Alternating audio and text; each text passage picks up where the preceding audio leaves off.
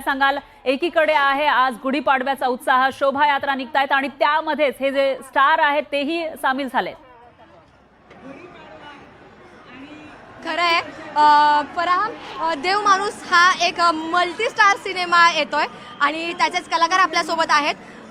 Mahesh Manjrekar sir आपल्यासोबत आहेत। Sir काय सांगाल, कसा वाटतो उत्साह गुढीपाडव्याचा? उत्साह याच्यात का जास्त ऊर्जा कुठे मिळेल?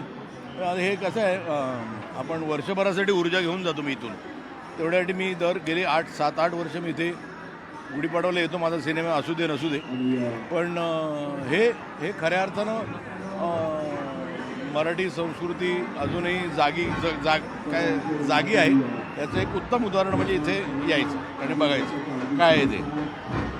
तुम्ही दरवर्षी येता म्हणता, दरवर्षी एक वेगवेगळं चित्र दिसतं। यंदा तुमचा सिनेमा येतोय देव माणूस, काय सांगाल त्या सिनेमाबद्दल? खूप मस्त सिनेमा, बरं, खूप वेगळा सिनेमा झाला, चांगला सिनेमा झाला। एकतर मला खूप चांगले आर्टिस्ट बरोबर काम करायला मिळालं। तेजस माझा जुना मित्र आहे, आम्ही एकत्र क्रिकेट खेळायचो आधी, त्याच्याबरोबर काम करायची संधी मिळाली। रेणुका पण मी आता रेणुकाला मी जवळजवळ 30-35 वर्ष ओळखतो थिएटरपासून, पण कधी असा योग आला नव्हता। ह्या पिक्चरमध्ये योग आला आहे। नेहा माझी चांगली मैत्रीण आहे, तिने लिहिलेला पहिला मराठी सिनेमा आहे। सुबोध माझा आवडता नट आहे, तो आहे या सिनेमामध्ये।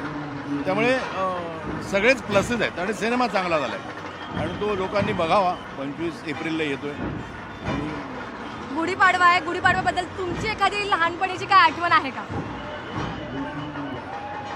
चांगल्याच आठवणी आहे, वाईट कुठलीच आठवण नसेल, त्यामुळे चांगल्या किती सांगू। म्हणजे हा एक दिवस असतो ज्यावेळेला खऱ्या अर्थानं सगळे एक दिवस हा मराठी माणूस एकत्र येतो। आणि आज मी बघतो ना इथे म्हणजे काय म्हणतात जेनझी पण क्राऊड असा छान नथी भीती घालून इतकं बरं वाटतं बघायला की आपण आणि it can be a style statement. आता मग एक मुलगी बघितली, छान होती, असं छान गॉगल बेल घालतात, त्यात छान नथ, इतकं ब्रिलियंट दिसत होतं। तर वाय नॉट, म्हणजे आपण हे तू किती छान दिसतेस, पण हे खूप छान दिसतं, पण वाय नॉट, म्हणजे त्याचं एक उत्तम उदाहरण म्हणजे ही जागा आहे। असे छान नटून आलेले ना मराठी पण जपून आलेली लोक बघायला मिळाले ना की खूप बरं वाटतं। ओके, आपल्यासोबत नेहा आहे। नेहा, तुझा पहिला सिनेमा तू लिहिलेला आहे, कसं वाटतंय? गुढीपाडवा आणि हा उत्साह आहे आणि त्यात तुझा सिनेमा आहे। मला खूप छान वाटतंय। शोभायात्रेचं गिरगावचं सगळ्यात मोठं महत्त्व म्हणजे मी अभिनय केलेला पहिला सिनेमा देऊळ, त्याच्या प्रमोशनसाठी आम्ही गिरगावला आलो होतो आणि शोभायात्रेतनंच त्याच्याही प्रमोशनची सुरुवात झाली होती। आणि आता मी लिहिलेला पहिला सिनेमा देव माणूस, त्याचीही सुरुवात गिरगावच्या शोभायात्रेतनं होते, त्यामुळे खूप आनंद वाटतो आहे। देऊळला जसं यश मिळालं तसंच देव माणूसला मिळेल अशी आशा आहे। तुम्ही या सिनेमामध्ये आहात, तसं गिरगावचा हा उत्साह पहिल्यांदा या शोभायात्रेत तुम्ही आलात की आधी आलात? मी या सिनेमामध्ये खरं नट म्हणून नाही आहे, मी दिग्दर्शक आहे या सिनेमाचा, तेजस देऊस्कर नाव आहे। आणि मला इथे आल्यानंतर एवढ्यासाठी चांगलं वाटलं कारण गिरगावबद्दल ऐकलं होतं।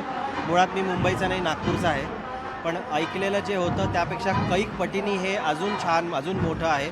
हे बघायची इच्छा होतीच, आज योग मिळाला, देव माणूस या सिनेमाच्या निमित्ताने योग आला, तर त्यामुळे आज छानच वाटतंय। नागपुरातही मोठ्या प्रमाणात शोभायात्रा निघते, नागपूर की मुंबईकर कोणती शोभायात्रा जास्त आवडली? नाही का, त्याच्यात फरक करायची गरज नाही। मी जिथे जाईन तिथे शोभायात्रा आहे, ही किती चांगली गोष्ट आहे, त्यामुळे त्याच्यामध्ये कुठलीही तुलना करायची गरज नाही आहे। तेही शोभायात्रा खूप मोठी, खूप छान असते, ही पण अप्रतिम आहे। त्यामुळे मला आनंद आहे की इथे आली तरी शोभायात्रा मला बघायला, अनुभवायला मिळते। धन्यवाद। तर हा देव माणूसचे सगळे कलाकार आपल्यासोबत होते।